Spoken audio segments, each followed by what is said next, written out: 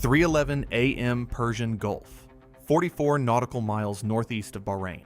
Iranian drones just appeared on the radar of a U.S. Navy guided missile destroyer. 19 contacts bearing north-northeast, altitude varying. The USS Cole's Combat Direction Center had the full contact picture classified in 90 seconds. The commanding officer had 8 minutes before the first drone reached the ship's defensive engagement perimeter. American defense systems activated in under 60 seconds. Welcome to Navy Strikeforce. Today, we're going inside the 131 minutes that followed that detection. 131 minutes in which a 19-drone Iranian formation that had been specifically designed to test the limits of Aegis system performance, a multi-layered American defensive engagement that combined electronic warfare, missile intercept, and close-in weapons fire, and a post-engagement analysis that identified a drone performance characteristic that had never been documented before, produced findings that changed drone defense protocols across the entire U.S. naval force in the Gulf. This is what a sophisticated drone engagement actually looks like when the drones are not designed simply to hit a ship, but to learn from the attempt whether or not any of them succeed. To understand why the 19 drone formation that appeared on the Cole's radar at 3:11 a.m. was different in ways that the initial contact report did not fully communicate, you need to understand the concept of a probing drone operation. A probing drone operation is not primarily a strike. It is primarily an intelligence collection event conducted under cover of a strike. The drones that are sent are not sent exclusively with the expectation that they will hit the target vessel. Some of them may be expected to be destroyed. Their destruction and the manner of it is part of what the operation is designed to observe. The formation geometry, the altitude distribution, the guidance architecture mix, and the timing of the approach are all engineered to generate specific data about the defending ship's performance under realistic engagement conditions. Iranian drone doctrine, as analyzed over multiple years of Gulf incidents, has increasingly incorporated this probing logic into large formation attacks. The Shahed series drones used in these operations cost between $20,000 and $50,000 each. 19 drones represents a maximum investment of approximately $950,000. The intelligence value of a comprehensive behavioral dataset on a U.S. Navy destroyer's drone defense performance, weapons allocation logic, electronic warfare employment, Phalanx engagement thresholds, SM-2 expenditure rate, is worth considerably more than $950,000 to Iranian operational planning.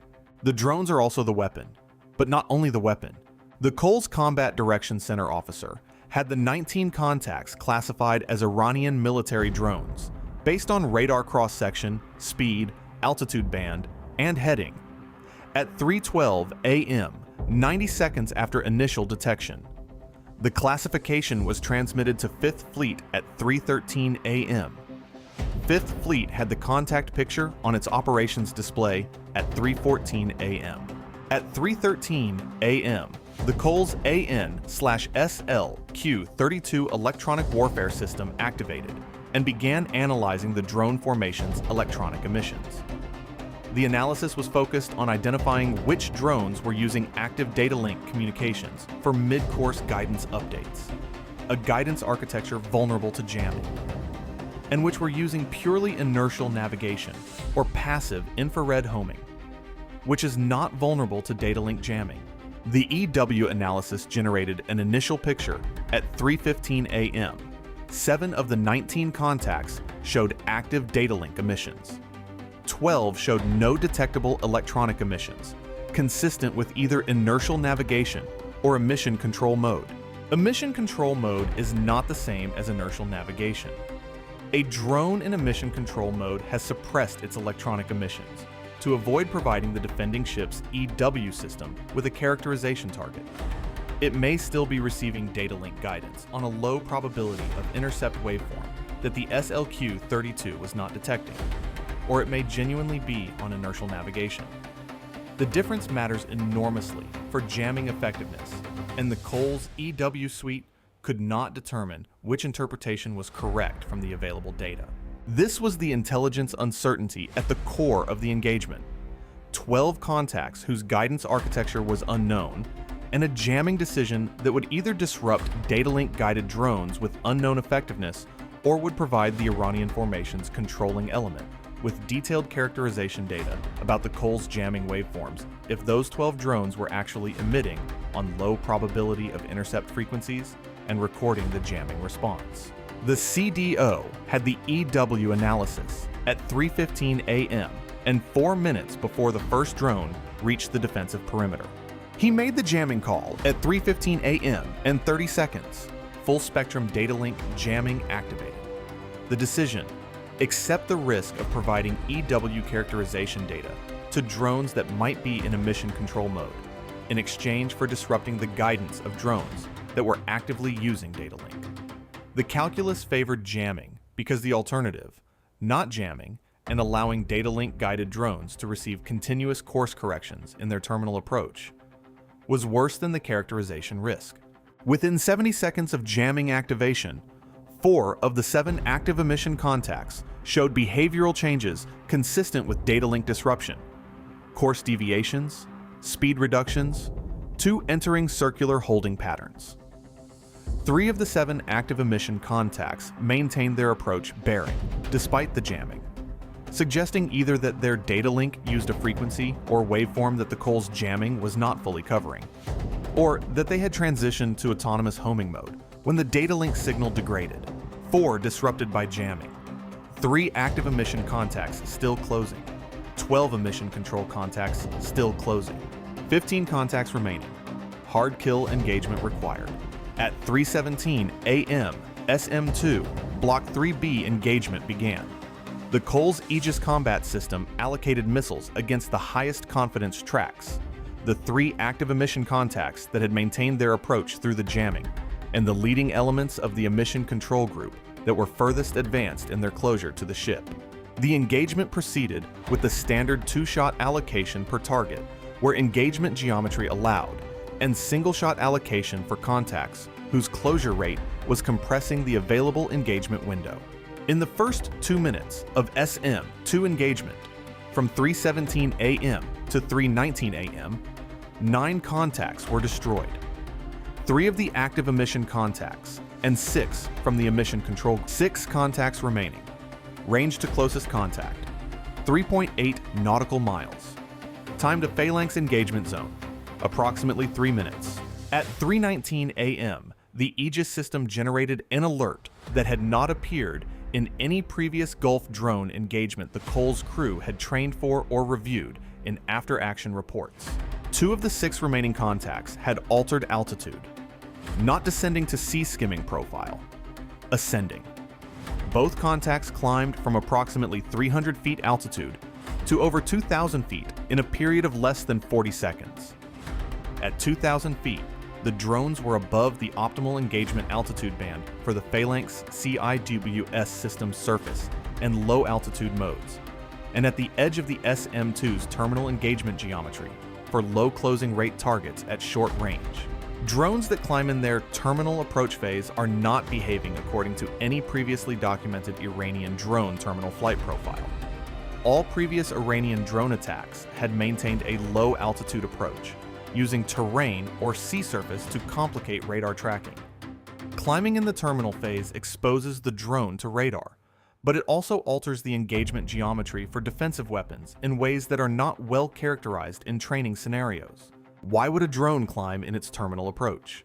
The CDO had 90 seconds to address the 2 climbing contacts before they reached a range where the engagement geometry became further constrained. The Aegis system attempted 2 SM-2 shots against the lead climbing contact at 3:20 a.m. The first missile achieved intercept.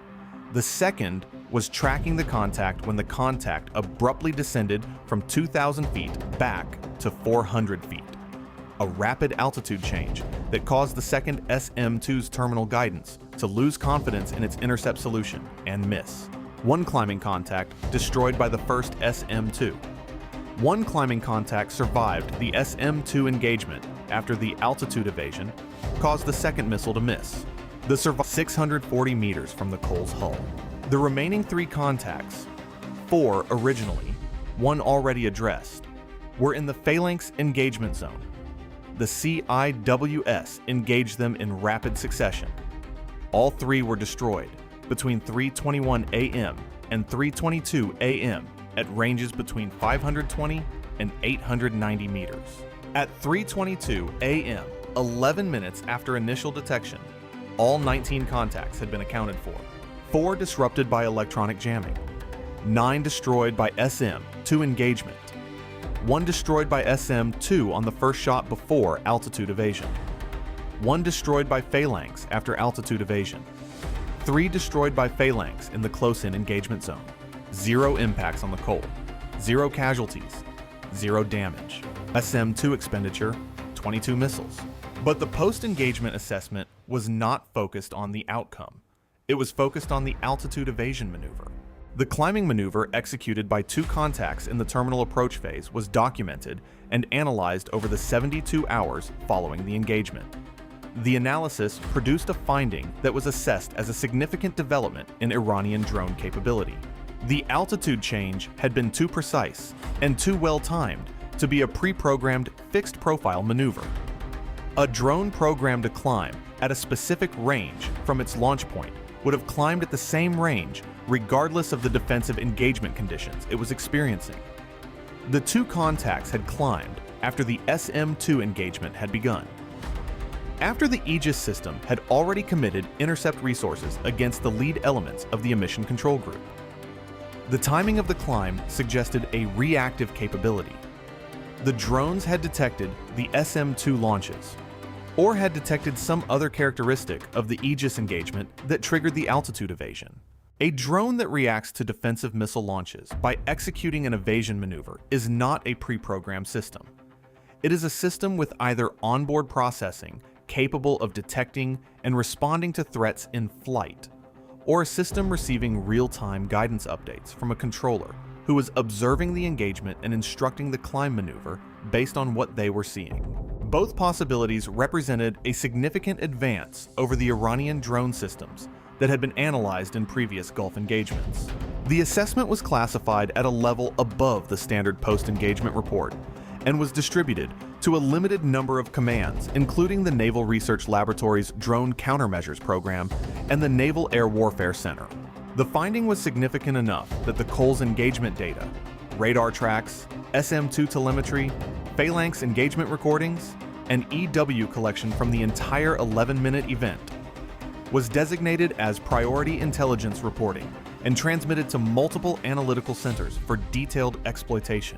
The 22 SM-2 missiles expended in the engagement reduced the Cole's magazine by approximately 30% of her total SM-2 inventory.